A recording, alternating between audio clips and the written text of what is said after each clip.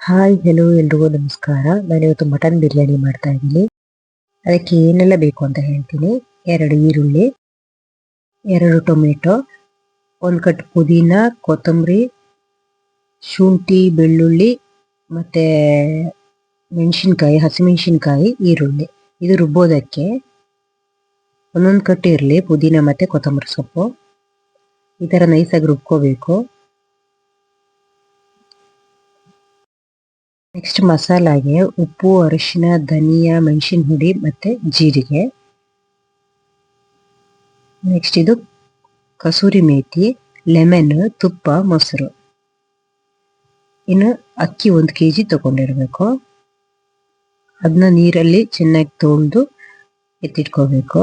ಮಸಾಲೆ ಐಟಮು ಲವಂಗ, ಸೋಂಪು, ಏಲಕ್ಕಿ, ಪಲಾವ್ ಎಲೆ ಮತ್ತೆ ಸ್ಟಾರ್. ಇವಾಗ ಒಂದು ಕುಕ್ಕರ್ ತಗೊಂಡಿದ್ದೀನಿ. ಅದಕ್ಕೆ ಸ್ವಲ್ಪ ಎಣ್ಣೆ ಹಾಕೊಳ್ತೀನಿ. ಮಟನ್ನ ಚೆನ್ನಾಗಿ ತೊಳೆದು ಸ್ವಲ್ಪ ಬಿಸಿನೀರಲ್ಲಿ ಚೆನ್ನಾಗಿ ತೊಳ್ಕೊಬೇಕು. ಮತ್ತೆ ಅರಿಶಿನ ಹಾಕಿ ಇಟ್ಟಿರಿ. ಇವಾಗ ಆ ಮಟನ್ನ ನಾನು ಕುಕ್ಕರ್ಗೆ ಹಾಕೊಳ್ತಾ ಇದ್ದೀನಿ. ಇಲ್ಲೊಂದು ಸ್ವಲ್ಪ ಅರಿಶಿನ ಹಾಕೊಳ್ತೀನಿ. ತೊಳೆಯುವಾಗಲೂ ಅರಿಶಿನ ಹಾಕೊಂಡಿದ್ದೀನಿ. ಇವಾಗಲೂ ಸ್ವಲ್ಪ ಅರಿಶಿನ ಹಾಕೊಳ್ತೀನಿ. ನೆಕ್ಸ್ಟ್ ಸ್ವಲ್ಪ ಬೇಯೋದಕ್ಕೆ ರುಚಿಗೆ ಉಪ್ಪು.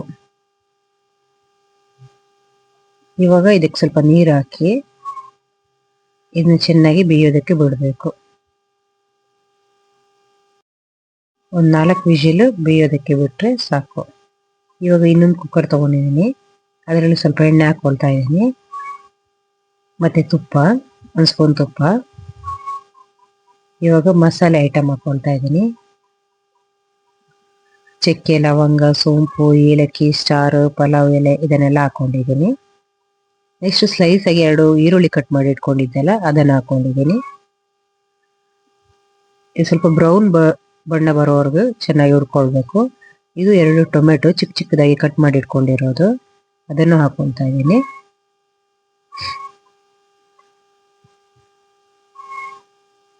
ಕಸೂರಿ ಮೇಥಿ,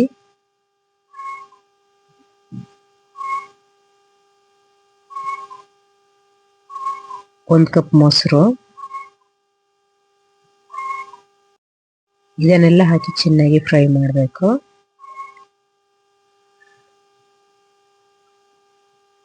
ನೆಕ್ಸ್ಟ್ ಉಪ್ಪು, ಧನಿಯಾ, ಅರಿಶಿನ, ಮೆಣಸಿನ ಹುಡಿ, ಜೀರಿಗೆ ಇದೆಲ್ಲ ಹಾಕೋಬೇಕು. ಇವಾಗ ರುಬ್ಬಿಟ್ಕೊಂಡಿರುವಂಥದ್ದು ಕೊತ್ತಂಬರಿ ಸೊಪ್ಪು, ಪುದೀನ ಸೊಪ್ಪು, ಶುಂಠಿ, ಬೆಳ್ಳುಳ್ಳಿ, ಈರುಳ್ಳಿ, ಹಸಿಮೆಣಸಿನ್ಕಾಯಿ ಇದೆಲ್ಲ ನೈಸಾಗಿ ರುಬ್ಕೊಂಡಿದ್ದೇವೆ. ಒಂದು ಅರ್ಧ ಲೆಮನ್ ಹಾಕೋಬೇಕು ಇದಕ್ಕೆ. ಇವಾಗ ಇದು ಮಟನ್ ಬೆಂದಿರೋ ಮಟನ್ನ ಇದಕ್ಕೇನೆ ಹಾಕೊಳ್ತಾ ಇದೀವಿ. ನೀರನ್ನು ಹಾಕೊಂಡ್ಬಿಡಿ ಇದಕ್ಕೇನೆ. ಯಾಕಂದ್ರೆ ಮಟನ್ ಅಲ್ಲಿರೋ ಟೇಸ್ಟ್ ಎಲ್ಲ ಆ ನೀರಲ್ಲೇ ಇರುತ್ತೆ. ನೀರನ್ನ ಚೆಲ್ಲಕ್ಕೆ ಹೋಗ್ಬಿಡಿ, ಇದಕ್ಕೇನೆ ಹಾಕೊಳ್ಳಿ.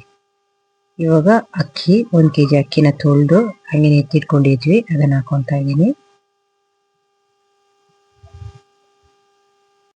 ಇವಾಗ ನಾವು ಉಪ್ಪು ಕರೆಕ್ಟ್ ಆಗಿದೆಯಾ ಅಂತ ನೋಡ್ಕೊಳ್ಬೇಕು. ಯಾಕಂದ್ರೆ ಇನ್ನೂ ಉಪ್ಪು ಹಾಕಕ್ಕಾಗಲ್ಲ. ಇವಾಗಲೇ ಉಪ್ಪು ಹಾಕಿ ಕರೆಕ್ಟ್ ಇದೆಯಾ ಇಲ್ವಾ ಅಂತ ನೋಡ್ಕೊಳ್ಬೇಕು. ಇವಾಗ ಕುಕ್ಕರ್ನ ಮುಚ್ಚಿ 3 ವಿಷಲ್ ಕೂಗಿಸ್ಕೊಳ್ತಾ ಇದ್ದೀನಿ. ನೋಡಿ ಬಿರಿಯಾನಿ ರೆಡಿಯಾಗಿದೆ. ಅಷ್ಟೇ, 3 ವಿಷಲ್ ಹೊಡಿಸಿದ್ರೆ ಆಯಿತು. ಬಿರಿಯಾನಿ ರೆಡಿಯಾಗಿದೆ.